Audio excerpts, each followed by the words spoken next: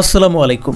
Marvel কমিক্সের যারা diehard fan অথবা কম বেশি মোটামুটি ধরনের খোঁজ খবর রাখি তারা সবাই কিন্তু ডক্টর ডুম ক্যারেক্টারটার সাথে পরিচিত। এছাড়াও যারা আমরা ফ্যান্টাস্টিক ফোর দেখেছি তারাও কিন্তু জানি যে এই ডক্টর ডুম কতটা শক্তিশালী একটা ভিলেন। ফ্যান্টাস্টিক ফোরে তার পূর্ণরূপ ওইভাবে দেখায় নাই, সে আরও অনেক বেশি শক্তিশালী। মার্ভেলের যে যতগুলা সুপার হিরো আছে সবাই যদি একসাথে আসে তারপরেও এই ডক্টর ডুমের সাথে পেরে উঠবে না। তো মার্ভেল তাদের পরবর্তী যে অ্যাভেঞ্জার্স 5 নিয়ে আসতে যাচ্ছে সেখানে ডক্টর ডুমকে নিয়ে আসতেছে। বাট সবচেয়ে বেশি আশ্চর্য হয়েছি আমি এইখানে এসে যে ডক্টর ডুমের ক্যারেক্টারটা প্লে করতে যাচ্ছে আয়রন ম্যান, অর্থাৎ টনি স্টার্ক। আয়রন ম্যান না, আয়রন ম্যানের ক্যারেক্টারটা যে প্লে করেছিল রবার্ট ডাউনি জুনিয়র, সেই রবার্ট ডাউনি জুনিয়র অর্থাৎ সেই টনি স্টার্ক, সিনেমার সেই টনি স্টার্ক এবার ধরা দিচ্ছে ভিলেন রূপে। কিন্তু কেমনে সম্ভব? এটা কেমনে সম্ভব? কারণ রবার্ট ডাউনি জুনিয়র যে টনি স্টার্কের ক্যারেক্টারটা প্লে করেছিল সেই টনি স্টার্ক আয়রন ম্যান সে তো মারা গেছে, আমরা এটাই জানি, সবাই জানি। কিন্তু তাহলে কিভাবে আবার সে ধরা দিবে অ্যাভেঞ্জার্স 5-এ অথবা তার পরের পর্বে 6-এরও অ্যানাউন্সমেন্ট হয়ে গেছে, আমরা সবাই জানি ইতিমধ্যে। তো কিভাবে সম্ভব হতে পারে একই চেহারায়? এরা কি ডবল পার্ট?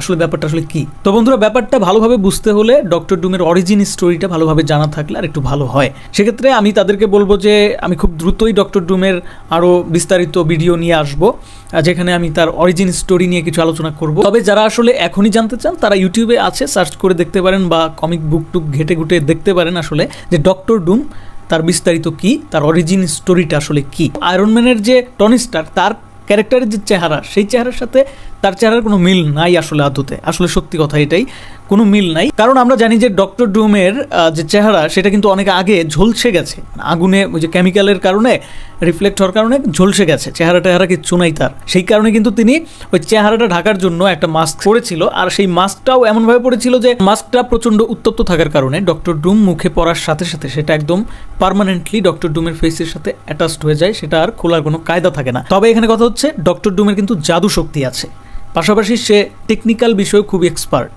এক কথায় কয়েকটা ক্যারেক্টারের একবারে ব্লেন্ড করা হয়েছে ডক্টর ডুমের যে ক্যারেক্টার সেটার মধ্যে। তো এক্ষেত্রে ডক্টর ডুম যে কোনো চেহারায় সে ট্রান্সফর্ম হতে পারে, আমার যেটা আসলে ধারণা। অথবা আরেকটা ব্যাপার হতে পারে, টনি স্টার্ক মারা গেছে, সে ছিল আসলে মেইন ইউনিভার্সের, কিন্তু এই যে ডক্টর ডুমস অর্থাৎ অ্যাভেঞ্জার্স ডুমস ডে এখানে যাকে আমরা দেখব ডক্টর ডুমের ক্যারেক্টারে, সেই ডক্টর ডুম মূলত অন্য একটা ইউনিভার্সের, এবং অন্য একটা ইউনিভার্সের সম্পূর্ণ কাহিনীই আমরা হয়তোবা এই ডক্টর ডুমসে দেখতে পারবো। অথবা যদি আমরা এই মেইন ইউনিভার্সের কাহিনী দেখি সেক্ষেত্রেও ডক্টর ডুমস হয়তোবা অন্য ইউনিভার্স থেকে মেইন ইউনিভার্সে আসবে, এরকমটা হতে পারে। এবং তার যে চেহারা সেটা হুবহু থাকবে টনি স্টার্কের মতো। এখন দেখার বিষয় টনি স্টার্ক থেকে কিভাবে রবার্ট ডাউনি জুনিয়র তার অভিনয় দক্ষতা দিয়ে সত্যিকার অর্থেই ডক্টর ডুমস হয়ে ওঠেন দর্শকদের চোখে। হ্যাঁ, এটা কিন্তু খুবই চ্যালেঞ্জিং একটা বিষয়, এতটা ইজি না।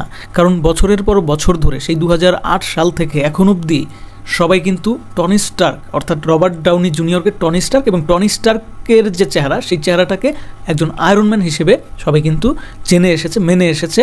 সবাই কিন্তু এটাকে এতটা পছন্দ করেছে, অনেকের আইডল হচ্ছে আয়রন ম্যান এই টাইপের, মানে ক্যারেক্টারটা একটা কি বলবো দুর্দান্ত একটা সফলতা পেয়েছিল।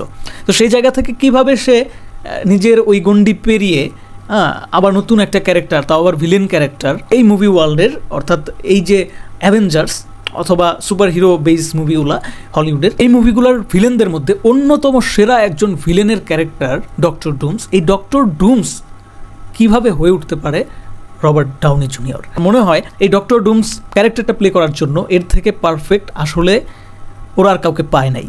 কেন পায় নাই? কারণ হচ্ছে রবার্ট ডাউনি জুনিয়র এমন একজন অভিনেতা যে কিনা সাফল্যের সাথে এই যে আয়রন ম্যানের ক্যারেক্টারটা প্লে করেছে, এবং আয়রন ম্যান ক্যারেক্টারের যে কিছু বৈশিষ্ট্য আছে সেই বৈশিষ্ট্যগুলো কিন্তু ডক্টর ডুমসের মধ্যেও থাকবে। হ্যাঁ, ডক্টর ডুমস হচ্ছে মাল্টি ট্যালেন্টেড।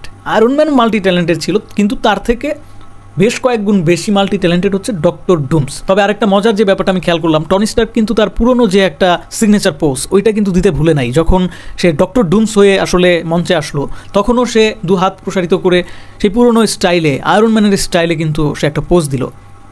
আই থিঙ্ক আরও নতুন কিছু হতে যাচ্ছে, মানে ডক্টর ডুমকে যেভাবে আসলে লেখক কমিক্স বুকে লিখেছিল সেটা থেকে বের হয়ে এসে নতুন কিছু করতে পারে এই সিনেমার ডিরেক্টর।